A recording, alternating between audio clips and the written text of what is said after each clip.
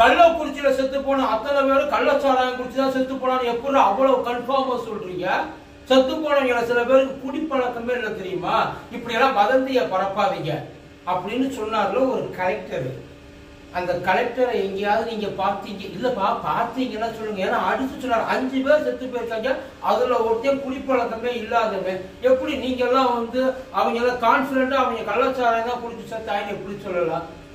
இன்னைக்கு கள்ளச்சாராயம் குடிச்சு செத்தவங்க கள்ளக்குறிச்சியில மட்டும் 36 பேர். 36 பேர். But still continue. அது எவ்வளவு ஆகும், எங்க போய் முடியுன்றே தெரியாது. எவ்வளவு பேர் வாங்கி குடிச்சாங்கன்னு தெரியாது. மரியாதையா குடிச்சவெல்லாம் உடனே ஆஸ்பத்திரி ஓடி போயிரு, முதல் வேலையா ஓடி போயிரு. இன்னைக்கு இல்லைன்னா நாளைக்கு காட்டு, நாளைக்கு இல்லைன்னா நாளைக்கு காட்டு, என்னைக்கு இருந்தாலும் சாவ. ஏன்னா அப்படி ஒரு சரக்கத்தை அவங்க ஏதோ ரெடி பண்ணிக்காங்க, உள்ளுக்குள்ள எண்ணத்தை கலந்தாங்க. அப்புறம் நாங்க இந்த கண்டுபிடிக்கிறோம், நடவடிக்கை எடுப்போம், இரும்பு கரம் கொண்டு அடக்குவோம். இதெல்லாம் ஈ அடிக்கிற வேலை.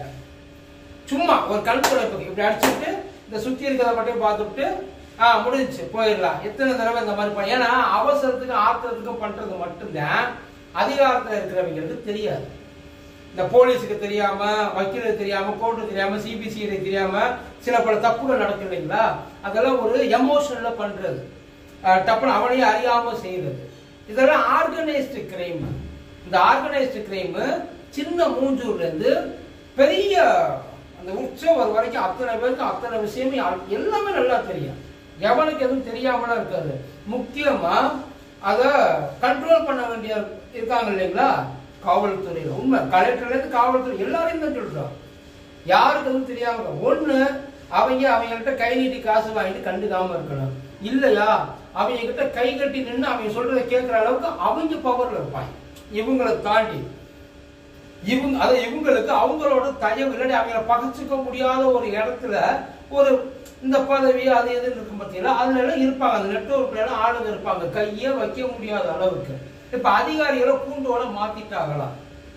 கூண்டோட மாத்திட்டா இப்போ ஒருத்தன் தப்பு பண்றான்னு வைக்கல, கஞ்சா பிடிக்கிறவன அந்த பிடிக்கிறவனையும் சரி விற்கிறவனையும் சரி என்ன பண்ணுவீங்க? புடிச்சு ரிமாண்ட்ல உள்ள போடுவீங்க. அவன் என்ன வேலை பார்த்தாலும் அவங்கள விட இவங்க ரொம்ப மோசமான தெரிஞ்சே பேசாம போயிருக்காங்க. எவ்வளவு வேணுமோ வித்துக்க, யார வேணாலும் கொண்டுக்க, எங்களுக்கு அதை பத்தி கவலை இல்லை, எங்களுக்கு வர வேண்டியது மட்டும் வந்தா போதும் அப்படின்ற மாதிரி தானே இருந்திருக்காங்க. காசு வாங்காம அத்தனை பேர் இருந்திருப்பான்னு நினைக்கிறீங்க? அத்தனை பேரையும் இடமாற்றம் பண்ணணுமா, இல்ல அவங்க பாக்குற வேலையை அவங்க கிட்ட இருந்து புடுங்கணுமா? இருக்கிற யூனிஃபார்ம் அந்த திமிர்ல தானே பண்ணாங்க.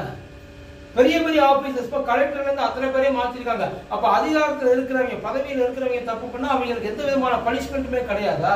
இது மிகப்பெரிய பனிஷ்மெண்ட் தான். என்ன ஒருத்தனை ஒரு இடத்துல இருந்து இன்னொரு இடத்துக்கு மாத்துறது எத்தனை நாள் இப்படியா பண்ணியா?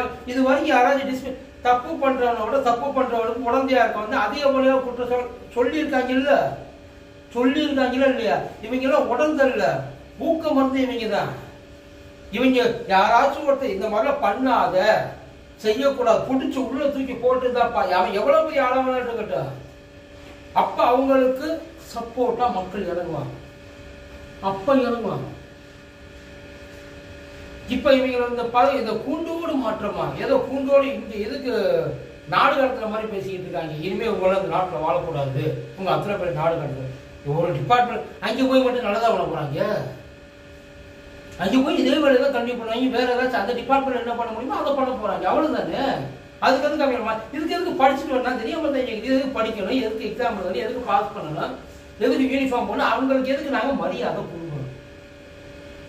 யோசிச்சு பாருங்க. எதுக்கு அப்ப இதெல்லாம் பண்றதெல்லாம் சும்மா வேஸ்ட் தானே. இந்த கள்ளச்சாராயம் காய்ச்சறவனுக்கும் அந்த கள்ளச்சாராயம் காய்ச்சறதுக்கு பாதுகாப்பு கொடுத்து அதை பயமில்லாம பண்ணுங்களான்னு சொல்றவனுக்கு என்ன வித்தியாசம்?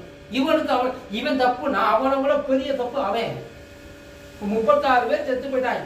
குடிச்சுட்டு சாவதை பத்தி நமக்கு கவலையே கிடையாது. அவங்க என்னத்தையோ குடிக்க, இப்ப கவர்மெண்ட் சாராயத்தை குடிச்சவன வாழ போறான் 100 நாள், அவனும் சாவத்தான் போறான். கள்ளச்சாராயம் குடிச்சா எந்த சாராயத்துக்கு எதுவுமே வித்தியாசம் கிடையாது. குடிக்கிறவன் மேலதான் முழுக்க தப்பு. அதே நேரத்துல குடிச்சுட்டு அவங்க போறாங்க பார்த்தீங்களா, இது எதுவுமே கண்டுக்காம உள்ளுக்குள்ள சும்மா அந்த டன் உண்மையில செய்யறது ரொம்ப மனசு வருத்தமா இருக்கு. சில நேரங்கள்ல இந்த சிக்னல் பாய் வாங்கி பாருங்க, ஏதோ அவங்க இல்லை பாம்பு வைக்க போறவங்க மாதிரி அவங்களை விட்டு அந்த நாட்டுக்கு வந்து கெடுதுன்ற மாதிரி உண்மையில பிடிச்சி புளிவாங்க. அது ஒரு 10% அக்கறை இங்கே காமிச்சிருந்தா வீட்டில் உள்ளவங்க சேர்த்து சொல்ல பிடிக்க ஒருத்தன் போறான்னா அவனை பிடிக்க அனுப்பிட்டு அவனுக்கு கையில காசை கொடுத்து அனுப்பிட்டு அதுக்கப்புறம் உட்காந்து வாயிலே வயிற்றுல அடிச்சுக்காதியா. இந்த நடிப்பெல்லாம் வேண்டாம். குடிக்கிறவன் சாவான்னு தெரியுமா? குடியார எப்படி குடும்பத்தை காப்பாற்றுவான்னு நினைக்கிறீங்க? இல்ல என் குடும்பத்தை காப்பாற்றணும்னு நினைச்சு குடியார எப்படி குடும்பத்தை காப்பாற்றுவான்? 30 ரூபாய்க்கு பாக்கெட் வாங்கி குடிக்கிறவன் எப்படி காப்பாற்றுவான்? அவன் வயிற்றுக்கு சோத்த அதான் வயிற்ற கட்டி வாயை கட்டி வளர்க்குறாங்க. அதையெல்லாம் விட்டு விட்டு இவங்க உங்களுக்கு குடும்பத்துக்காக வந்து இவங்களை குறை சொல்ல வேண்டியது. அதாவது கவர்மெண்ட் வந்து தப்பா இருக்கு, கவர்மெண்ட் ஏன் குடிக்க போற, கவர்மெண்ட் தப்பா இருக்குப்பா, அதெல்லாம் சரிதான்ப்பா, அதெல்லாம் இல்லைன்னா யாரும் சொல்ல முடியாது. ஏன்னா கலெக்டரே 5 பேர் செத்தோட அப்படியே போயிருந்தா இது வந்து கள்ளச்சாராய சாவே இல்லைன்றா. இப்ப கள்ளச்சாராயம் விசச்சாராயமா மாறிடுச்சு. அது கள்ளச்சாராயம்னு சொல்லக்கூடாது, விசச்சாராயமா. வெளியில வித்தா விசச்சாராயம், கடை போட்டு வித்தா நல்ல சாராயம், அப்படித்தானே கணக்கு. இப்ப இதெல்லாம் வந்து இனிமேலும் கள்ளச்சாராயம், அதை இரும்பு கடை மட்டும் நாங்க அனுப்புவோம். எத்தனை தடவை இரும்பு போன வருஷம் என்ன பண்ணீங்க? போன வருஷம் பித்தளையில ஏதாவது கடை வச்சிருந்தீங்களா, கை வச்சிருந்தீங்களா, இல்ல பிளாஸ்டிக்ல வச்சிருந்தீங்களா?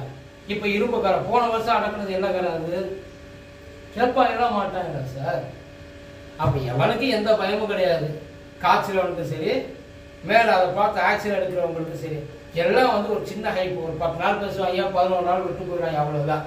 26 பேர் 36 பேர் 40 ஜெயிச்சதுக்கு தொகுதிக்கு ஒரு ஆள் பலி கொடுக்க போறாங்க. அது எல்லா தொகுதியிலும் பலி கொடுத்தா பரவாயில்ல, பலி கொடுத்துதான் இருக்கா. பட் ஒரே தொகுதியில மொத்தமா எல்லாத்துக்கும் கல்லை குடிச்சு இப்ப பெரிய மனசு எல்லாத்தையும் நானே ஏற்றி வச்சு இவங்களுக்காக பரிதாபப்படுதா வருத்தப்படுதா? இந்த கள்ளச்சாராயம் காய்ச்சல் மேல தப்பா, வாங்கி குடிச்சவ மேல தப்பா, இல்ல அதை கண்டுக்காத அதிகாரியை மேல தப்பா, இல்ல அதிகாரிகளை கண்டுக்காத அரசு மேல தப்பா? நீங்க சொல்லுங்க.